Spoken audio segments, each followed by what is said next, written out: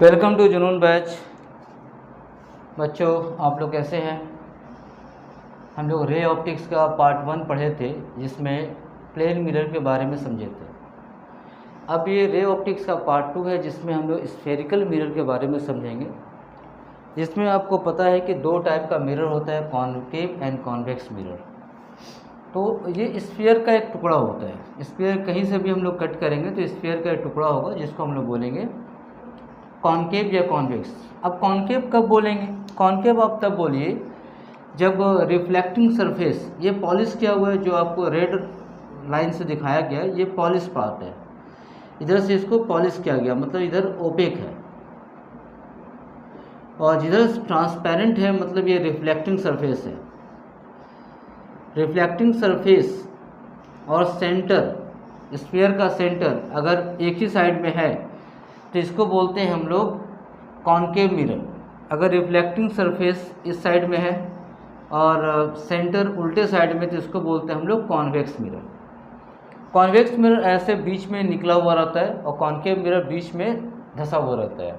ठीक है, तो ये हो गया आपका स्फेरिकल मिरर का। ये दो टाइप का होगा, कॉन्केव एंड कॉन्वेक्स।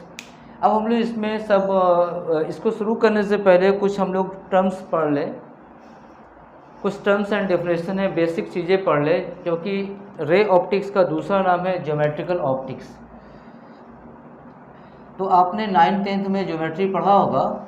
ज्योमेट्री में क्या होता है, जब आपको ज्योमेट्री को ठीक से सीखना है तो बहुत सारे पॉइंट को डिफाइन करना पड़ता है। अगर आप सारे पॉइंट को ठीक से समझते हैं तो ज्योमेट्री सॉल्व करना बहुत ही आसान होता है। उसी तरह ऑप्टिक्स पढ़ने से पहले कुछ टर्म्स को हम लोग समझ लें। देखिए, यहाँ पर सबसे पहले हम लोग कर्वेचर देखते हैं। कर्वेचर मतलब घुमाव है, APB को बोलते हैं कर्वेचर। फिर अपर्चर मतलब इसका इफेक्टिव डायमीटर होता है, AB को बोलेंगे हम लोग अपर्चर बोलेंगे, देखिए लिखा हुआ है। उसके बाद अपर्चर से एक क्वेश्चन बनता है कि अपर्चर और ब्राइटनेस में एक रिलेशन है। देखिए, ब्राइटनेस, अपर्चर का स्क्वायर का ब्राइटनेस प्रोपोर्शनल होता है। तो मोर अगर आपको चाहिए, मोर अपर्चर मोर ब्राइटनेस होगा। इसका मिरर का रेडियस से कोई लेना देना नहीं है। ठीक है, अब इसके बाद दो टर्म हमने डिफाइन किया, इसके बाद और भी टर्म्स है, उसको भी हम लोग डिफाइन कर लेते हैं। डिफाइन करके आगे हम लोग, अभी बहुत सारे टर्म्स है, इसको डिफाइन करने के बाद आपको इस मिरर को समझने में आसानी होगा। जो कॉन्केव मिरर के लिए मैं डिफाइन कर रहा हूँ, सेम चीज़ होगा कॉन्वेक्स मिरर के लिए।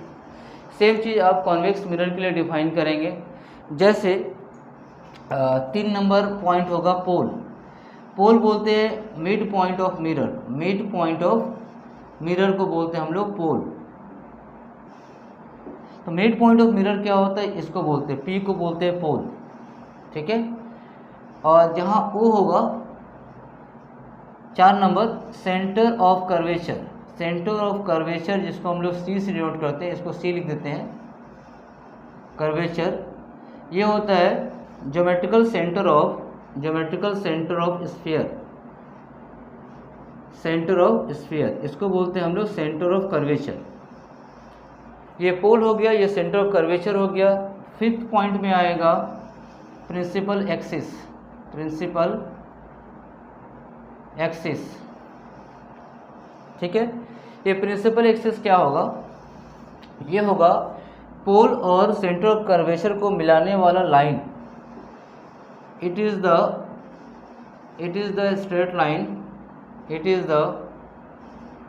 Straight line joining pole and centre of curvature.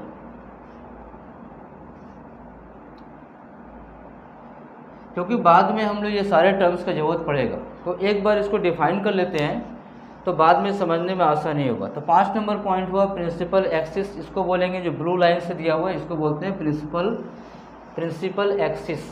ठीक है, अब इसके बाद हम लोग पढ़ेंगे 6 नंबर पॉइंट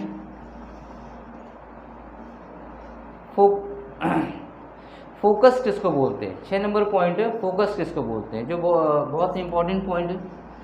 फोकस किसको बोलते हैं, तो फोकस का डेफिनेशन होता है कि अगर कोई भी रे आफ्टर रिफ्लेक्शन कोई भी रे पैरेलल रे या पैरेलल ना भी हो, कोई भी रे आफ्टर रिफ्लेक्शन प्रिंसिपल एक्सिस को जिस पॉइंट पर कट करती है या कट करती हुई मालूम होती है। आफ्टर रिफ्लेक्शन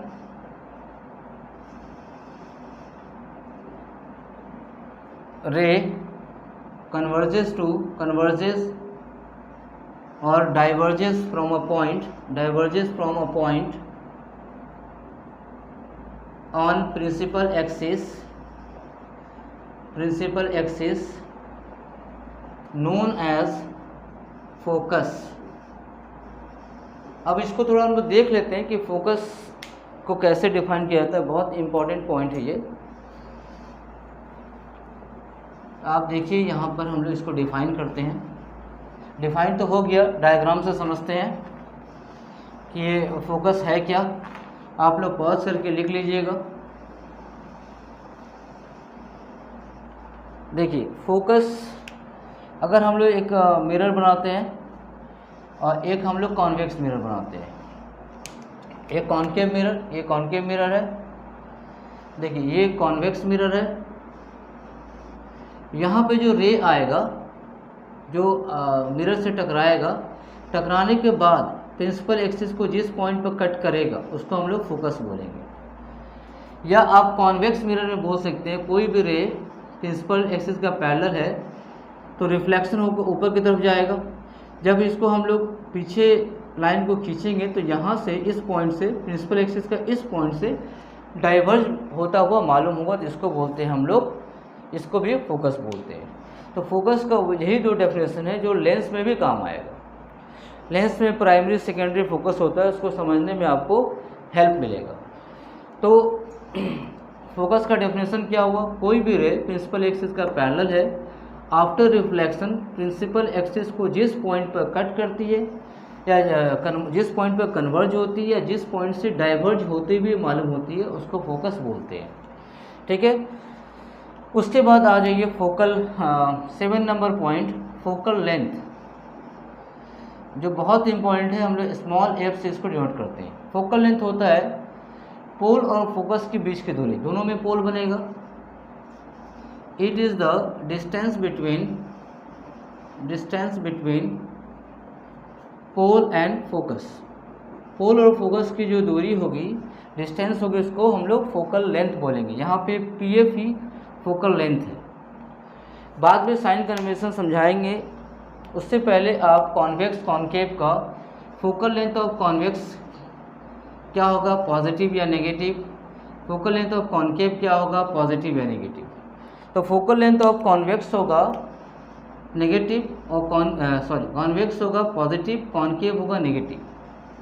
यही फोकल लेंथ आपको लेंस में भी चलेगा, सेम चीज़। तो आपको अभी फ़िलहाल याद रखना है, साइन कन्वेंशन सीखने के बाद ये याद करना बहुत आसान हो जाएगा।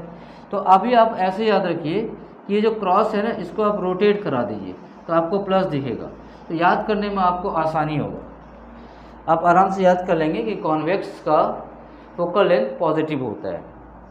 ठीक है। अब आते हैं हम लोग नेक्स्ट डेफिनेशन में। ये फोकस हो गया, फोकल लेंथ हो गया, किसकी पॉजिटिव किसकी नेगेटिव होती है वो भी हो गया। अब आते हैं हम लोग 8 number point, radius of curvature. Radius of curvature, जिसको स्मॉल r से नोट करते हैं। ये होता है distance between centre of curvature and pole. Distance between centre of curvature मतलब C एंड पोल के बीच में, पोल P के बीच में। ठीक है। ये डिस्टेंस होगा आपका P एंड C के बीच में, या इसको आप बोल सकते हैं ज्योमेट्रिकल रेडियस होता है स्फीयर का ये। तो यहाँ पर एक बहुत अच्छा रिलेशन एग्जिस्ट करता है, F इक्वल टू होता है R/2। जो फोकल लेंथ होता है, फोकल लेंथ वो हमेशा रेडियस ऑफ कर्वेचर का हाफ होता है।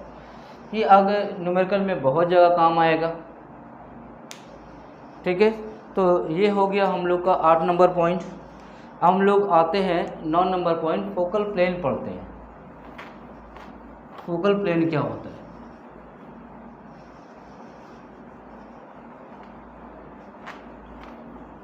नौ नंबर पॉइंट में focal plane and secondary focus किसको बोलते हैं?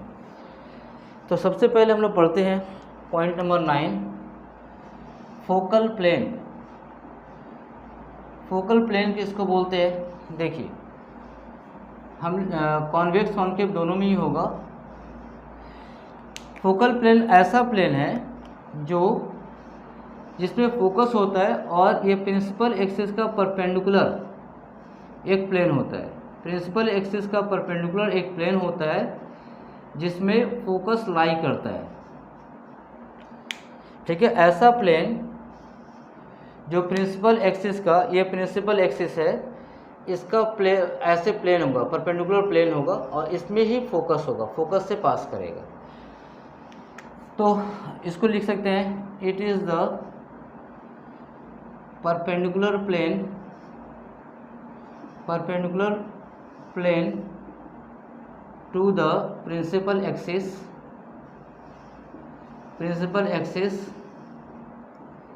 Containing focus. इसमें फोकस होगा, प्रिंसिपल एक्सिस का परपेंडिकुलर प्लेन में होना चाहिए और उसमें फोकस में होना चाहिए। ठीक है, अब आते हैं पॉइंट नंबर 10 में, सेकेंडरी फोकस। सेकेंडरी फोकस क्या होता है? देखिए, सेकेंडरी फोकस होता है ऐसा फोकस जो फोकल प्लेन में हो, focus which is in focal plane. जो भी प्रिंसिपल एक्सिस को छोड़ के फोकस बनेगा उसको बोलेंगे हम लोग सेकेंडरी फोकस। ठीक है, ओके, मतलब any focus in focal plane. तो इसका मतलब क्या है? सपोज कीजिए रे पैरेलल नहीं आया, इस तरह से आया, तो रे यहाँ प्रिंसिपल एक्सिस में नहीं कट करेगा, एक और रे ले लीजिए आप, कम से कम 2 रे चाहिए, तो यहाँ पे कट किया, तो ये फोकल प्लेन में ही बना फोकस, इसलिए इस फोकस को बोलेंगे हम लोग सेकेंडरी फोकस बोलेंगे। ठीक है, इमेज के बारे में प्लेन मिरर में समझा दिया, तो इमेज आपका हो गया, फोकल लेंथ हो गया। अब हम लोग पढ़ते हैं इसका साइन कन्वेंशन के बारे में। ठीक है, साइन कन्वेंशन कैसे लिखें? तो ये कुछ टर्म्स था जिसको आपने सीखा। अब हम लोग इसका साइन कन्वेंशन पढ़ेंगे, फिर इमेज फॉर्मेशन पढ़ेंगे और इमेज फॉर्मेशन के बाद कुछ फार्मूला पढ़ेंगे, फिर न्यूमेरिकल बनाएंगे। ठीक है, तो साइन कन्वेंशन क्या होता है? साइन कन्वेंशन ये होता है, सबसे पहला चीज़ कि आप 2 तरह का कन्वेंशन है। पहला कन्वेंशन है कोई भी लेंथ आप फोकस से नापिए। पहला सिंपल कन्वेंशन बताते हैं। सपोज कीजिए मिरर को ऐसे प्लेस कीजिए कि ये एक्स प्लेन है, ये वाई प्लेन है और इसका पोल और ओरिजिन कॉन्साइड कर जाए और रिफ्लेक्टिंग सरफेस लेफ्ट की तरफ हो। तो इस केस में क्या होगा? आप इसमें सबसे पहला पॉइंट देखिए, all distance measured from pole. जितना भी डिस्टेंस है सबको पोल से मेज़र करना, पोल से नापना है आपको। ठीक है, अगर पोल से आप आएंगे, दूसरा पॉइंट है कि अगर पोल से आप इधर आएंगे पॉजिटिव एक्स में तो प्लस एक्स आएगा। इस पर दिखा देता हूँ मैं, ये आपका पोल है, यहाँ से आप इधर कोई डिस्टेंस नापेंगे तो ये मिलेगा आपको प्लस एक्स, ये मिलेगा प्लस वाई, ये मिलेगा माइनस एक्स, ये मिलेगा माइनस वाई। एकदम सेम है जैसे हम लोग पढ़ते हैं कोऑर्डिनेट सिस्टम, उसी से ये आपका बन जाएगा। ये आपका साइन कन्वेंशन हो गया। फिर एक और साइन कन्वेंशन है कि इंसिडेंट रे के डायरेक्शन में पोल से, ये दूसरा साइन कन्वेंशन है, इसमें भी आप मेजरमेंट आपका पोल से होगा। All distance measured from pole, ये आपका दोनों कन्वेंशन में सेम होगा। लेकिन इसमें क्या करना है आपको कि इंसिडेंट रे के डायरेक्शन में, ये मान लिया लाइट आपका इधर पड़ा, तो इस डायरेक्शन में आपको मिलेगा पॉजिटिव और उसके उल्टे डायरेक्शन में मिलेगा negative. In direction of incident ray आपका आएगा पॉजिटिव, और उसका उल्टा ऑपोजिट टू इंसिडेंट रे या आपको मिलेगा नेगेटिव।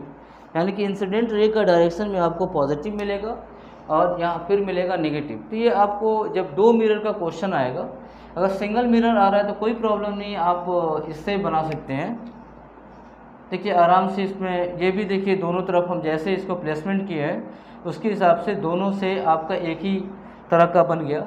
यहाँ भी इंसिडेंट रे के डायरेक्शन में पॉजिटिव हो रहा है, तो सिंगल मिरर में प्रॉब्लम नहीं होता है। लेकिन जब आप डबल मिरर का क्वेश्चन बनाएंगे तब आपको ये 2 नंबर पॉइंट की ज़रूरत पड़ेगी, क्योंकि आप 2 मिरर है तो दोनों मिरर को आप पोल पे तो नहीं रख सकते हैं, दोनों का रिफ्लेक्टिंग सरफेस तो लेफ़्ट की तरफ नहीं कर सकते हैं, इसीलिए तब आपको ज़रूरत पड़ेगी इसकी भी। इसलिए दोनों आपको जानना ज़रूरी है।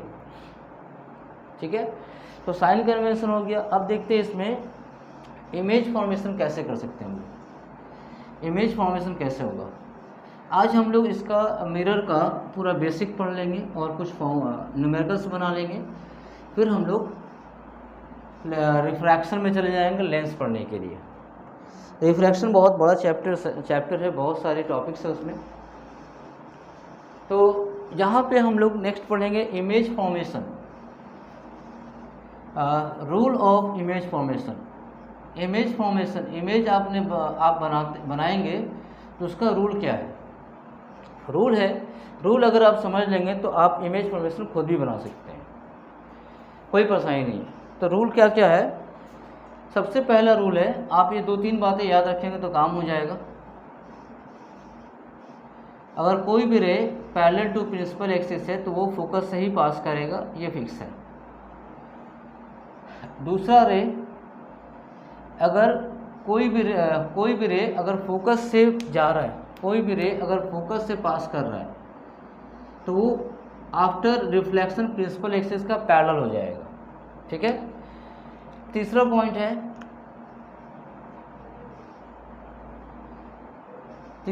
है कि कोई भी रे अगर सेंटर ऑफ कर्वेचर से जा रहा है, पास कर रहा है, कोई भी रे अगर सेंटर ऑफ कर्वेचर से पास कर रहा है तो आफ्टर रिफ्लेक्शन वो सेम अपने पाथ को रिट्रेस करेगा।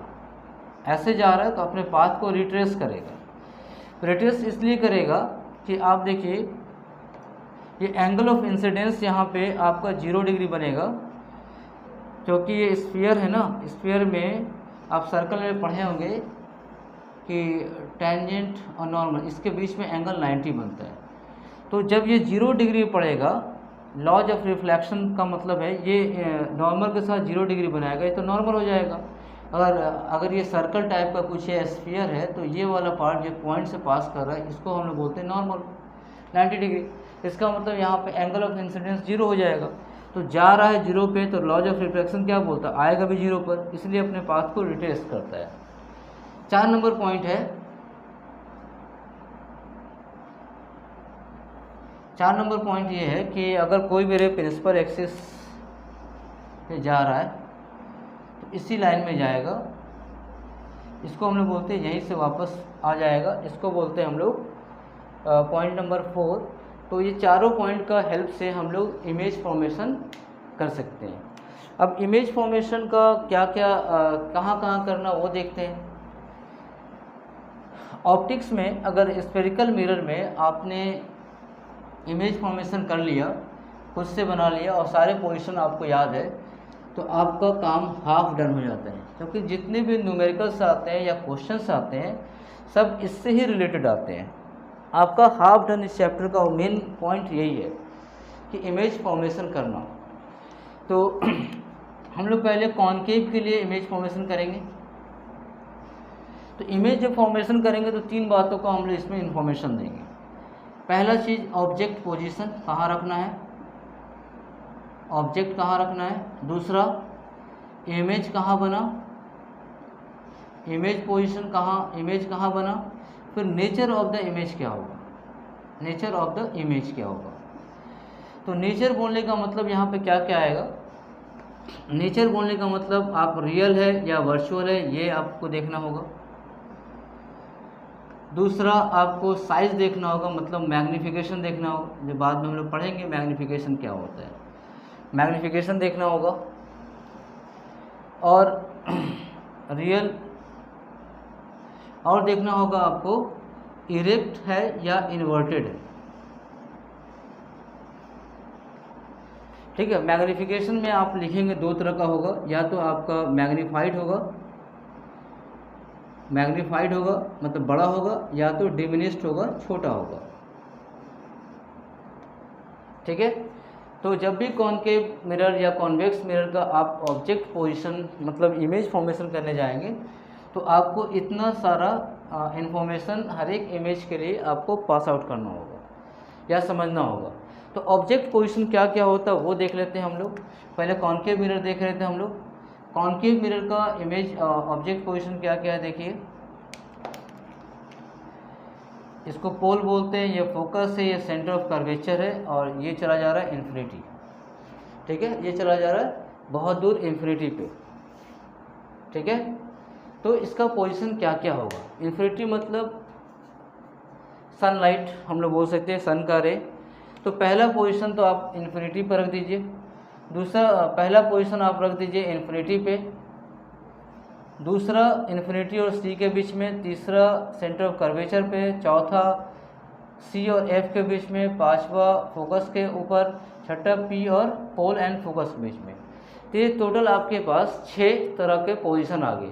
अब जितने पोजीशन है सबके लिए आपको इमेज फॉर्म करना होगा। ठीक है, तो एक एक करके हम लोग देखते हैं इमेज फॉर्मेशन कैसे होगा।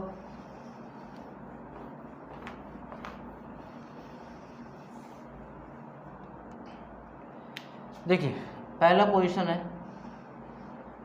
ऑब्जेक्ट कहाँ प्लेस करना है। ऑब्जेक्ट पोजीशन ये प्लेस करना है आपको एट इन्फिनिटी। फर्स्ट आपको इन्फिनिटी प्लेस करना है, फिर उसका आपको इमेज जो फॉर्मेशन हो रहा है उसका आपको इंफॉर्मेशन देना। पहला इमेज पोजीशन कहाँ बना, दूसरा आपको नेचर बताना है। नेचर में आपको साइज बताना पड़ेगा, सीधा उल्टा बताना पड़ेगा।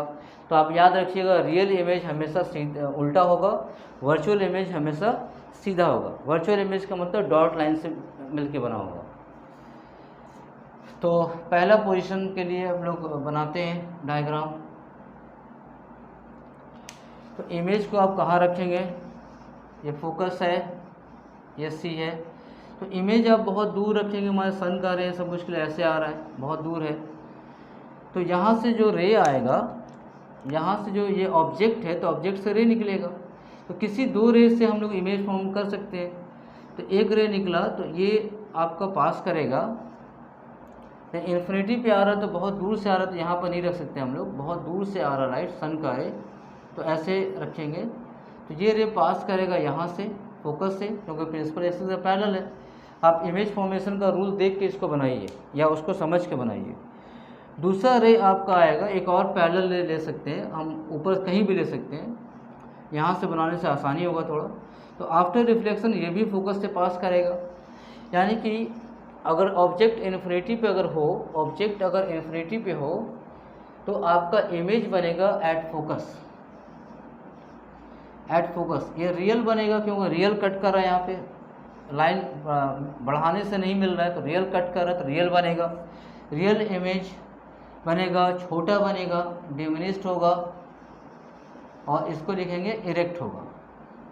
ठीक है, तो फर्स्ट आपको पोजीशन पे मिल गया डायग्राम। फिर आपका दूसरा पोजीशन देखिए।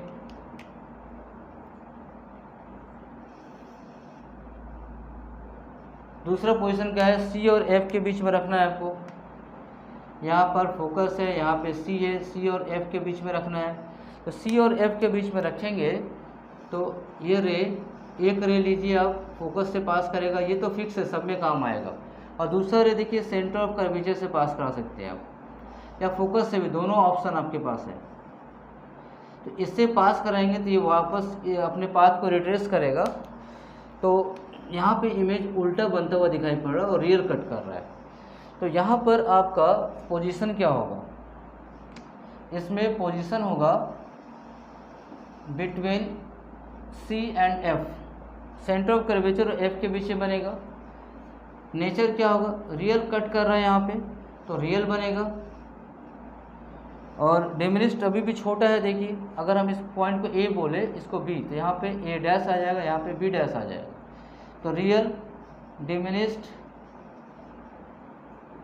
और सॉरी यहाँ पे इन्वर्टेड होगा, जितना रियल इमेज होता है सारा इन्वर्टेड होता है, इन्वर्टेड होगा, तो यहाँ भी इन्वर्टेड हो जाएगा, जितना रियल इमेज होता है सारा इन्वर्टेड होता है। तो दो आपको दो यहाँ बन गया। तीसरा चौथा में आते हैं हम लोग, इसको आप पॉज करके लिख लीजिएगा।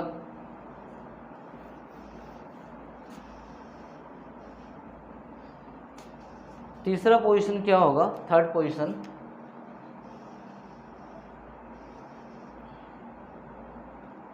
थर्ड पोजीशन पे आप सी पर रख दीजिए। अभी हम लोगों ने सी और इन्फिनिटी के बीच में देखा, अब हम लोग ऑब्जेक्ट को सी के ऊपर रखते हैं, सेंटर ऑफ कर्वेचर के ऊपर रखते हैं, तो यहाँ से एक ऑप्शन है कि ये फोकस से पास करेगा, और दूसरा है फोकस से कोई रे अगर जाएगा तो ये फोकस से अगर जाएगा तो यहाँ से पास करेगा, पैरेलल हो जाएगा। दूसरा रे अगर फोकस से लेके आए तो ये पैरेलल हो जाएगा। दो ही रे हम लोग इस्तेमाल करें, देखिए ज़्यादातर एक रे हम ले रहे हैं ऐसे जो फोकस से आ रहा है principal to parallel to principal axis, और दूसरा फोकस से पास करें तो फिर वापस वो पैरेलल हो जाता है। तो यहाँ पे आप देखिए आपका जो इमेज बना ये उल्टा बना और सेम साइज का बना। तो पोजीशन हो गया एट सी, और नेचर हो गया यहाँ पे रियल होगा तो इन्वर्टेड होगा, रियल इन्वर्टेड और सेम साइज का हो जाएगा, सेम साइज। यहाँ से एक क्वेश्चन आता है, यहाँ से एक क्वेश्चन देता है कि यहाँ पे देखिए इमेज और ऑब्जेक्ट के बीच में डिस्प्लेसमेंट अगर आप निकालें तो ये डिस्प्लेसमेंट 0 होगा, यानी कि इमेज ऑब्जेक्ट एक ही पोजीशन पे है तो इमेज ऑब्जेक्ट का डिस्प्लेसमेंट 0 हो जाएगा। ये क्वेश्चन कई बार पूछा जाता है। 4 नंबर पोजीशन, 6 पोजीशन है टोटल, तो 4 नंबर में कहाँ रखेंगे हम लोग, ये फोकस है, ये सी है, तो अब हम लोग इमेज को रख देंगे ये फोकस और सी के बीच में। धीरे धीरे इन्फिनिटी से लेकर आइए और सभी पोजीशन पे चेक कीजिए आप, सी और इन्फिनिटी के बीच में। तो यहाँ से जो कोई रे जाएगा, ये रे तो फिक्स है, देखो पैरेलल है तो फोकस से पास करेगा। फिर दूसरा रे आप फोकस से भी ले सकते हैं और यहाँ से भी ले सकते हैं। तो दूसरा रे आप ले लीजिए, फोकस से पास करा दीजिए, आसान है। फोकस से पास करा के आप फोकस से जब पास कराइएगा तो ये रे पैरेलल हो जाएगा प्रिंसिपल एक्सिस का। तो सी आपका यहाँ था, तो ये इमेज जो बना बियॉन्ड सी बना, सी के बाद बना, ठीक है। अब देखिए पोजीशन कहाँ क्या हुआ, इसका पोजीशन हो गया 4 नंबर का बियॉन्ड सी, इसको लिखेंगे बियॉन्ड सी, सी के पीछे। और इसका नेचर हो गया, ठीक है, रियल बना, रियल कट कर रहा है, real inverted and magnified, real inverted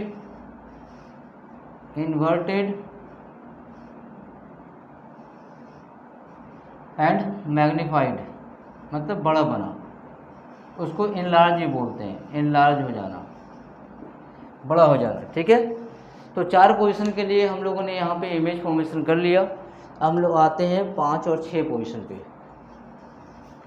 आपने इमेज फॉर्मेशन अगर ठीक से सीख लिया तो उम्मीद है आपको ये चैप्टर बहुत आसान लगेगा,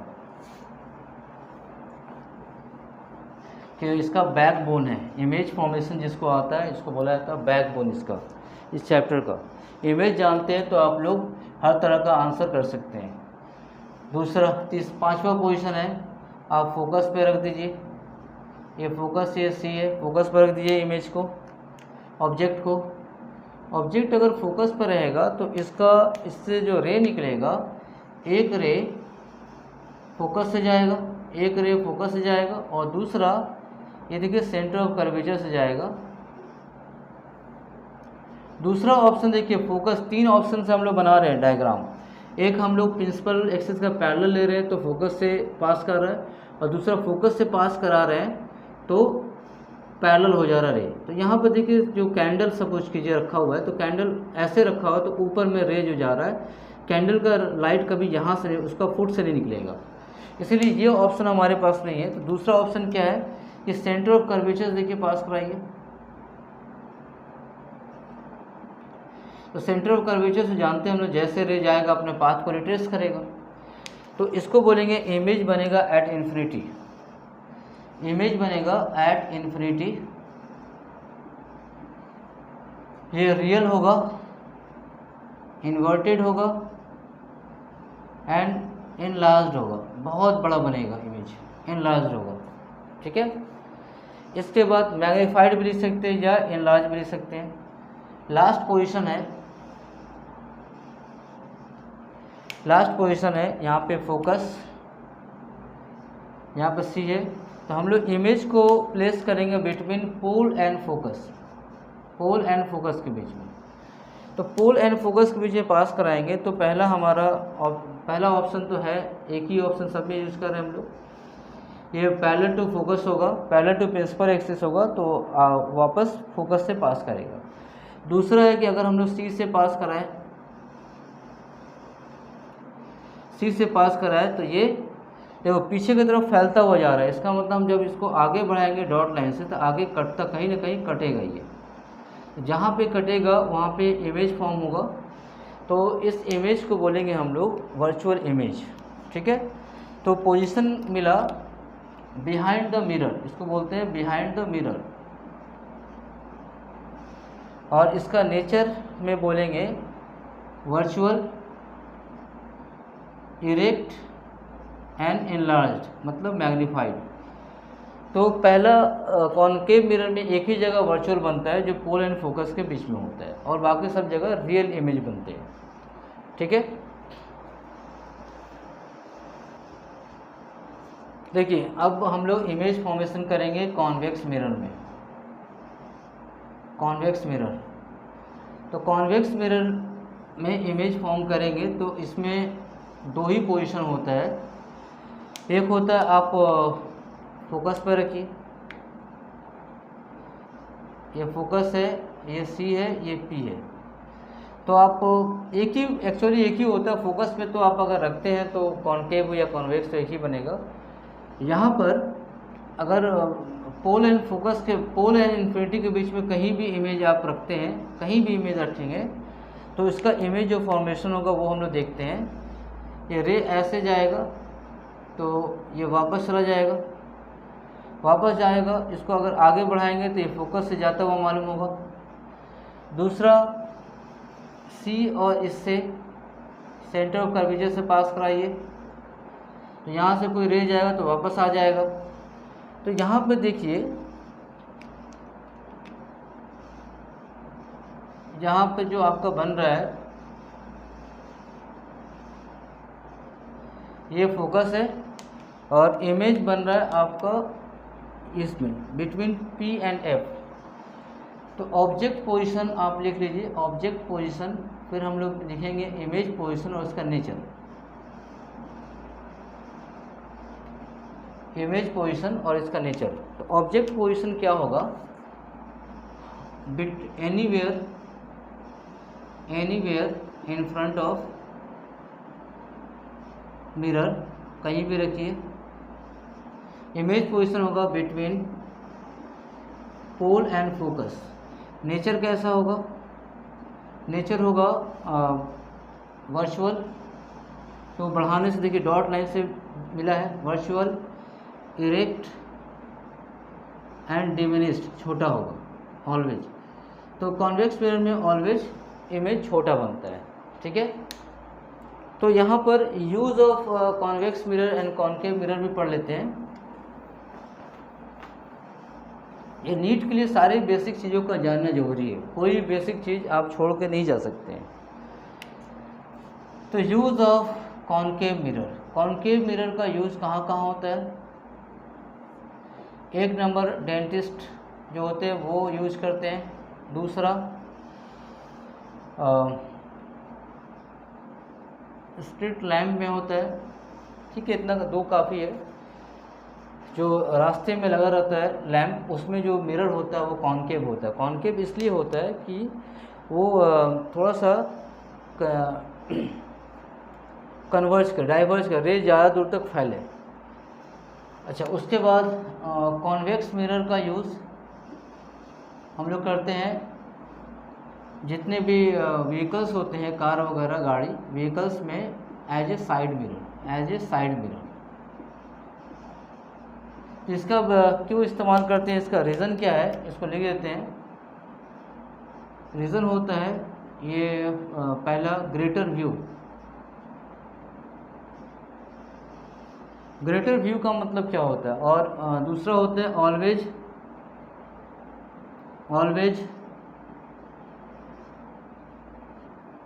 सेम इमेज फॉर्मेशन होता है।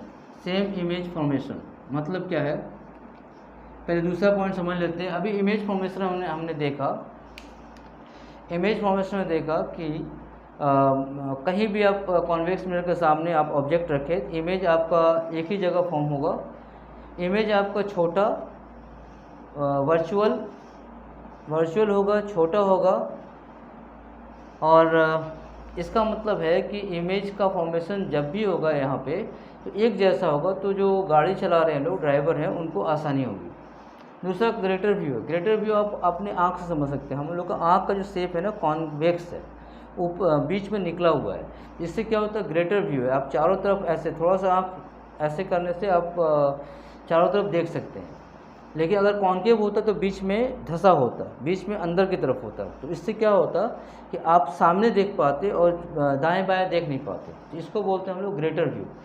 तो कॉन्वेक्स मिरर का इसलिए इस्तेमाल करते हैं कि गाड़ी आ रही है तो गाड़ी के साइड में ज़्यादा से ज़्यादा एरिया कवर कर सके, ज़्यादा से ज़्यादा एरिया देख सके। ठीक है, एक और मिरर है पैराबोलिक मिरर। पैराबोलिक मतलब ये ऐसे होता है, पैराबोला की तरह। पैराबोलिक मिरर में क्या फ़ायदा है कि कहीं से भी रे आएगा, वो ऑलवेज फोकस से ही पास करेगा। यानी कि जो रे आ रहा है वो ज़्यादा कंडेंस हो जाएगा। जो रे आ रहा है फोकस, सारा लाइट तो यहाँ पड़ रहा था, यहाँ पर जो लाइट एनर्जी बढ़ जाएगी, लाइट की इंटेंसिटी बढ़ जाएगी, सारा रे कंडेंस हो जा रहा है। तो इसका यूज किया जाता है टॉर्च लाइट में, या ऐसे कहीं जहाँ ज़रूरत, जहाँ पे कंडेंस लाइट की ज़रूरत है। व्हीकल के जो सामने का होता है, सामने का जो लाइट होता है उसमें भी, कार के जो सामने लाइट होता है, या कोई भी गाड़ी का सामने का लाइट होता है, उसमें पैराबोलिक मिरर का इस्तेमाल किया था। कार से अच्छा आप देख सकते हैं व्हीकल्स लाइट।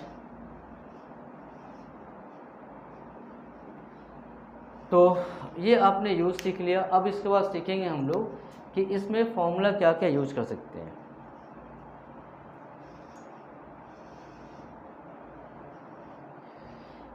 देखिए, इस वीडियो में आप इतना ही सीखिए। अगले वीडियो में आप कौन कौन सा फॉर्मूला है जिससे हम लोग न्यूमेरिकल्स बना सकते हैं, और उसके बाद हम लोग न्यूमेरिकल बनाएंगे। तो इस फॉर्मूला में मैंने कॉन्वेक्स और कॉन्केव का इन शॉर्ट सारा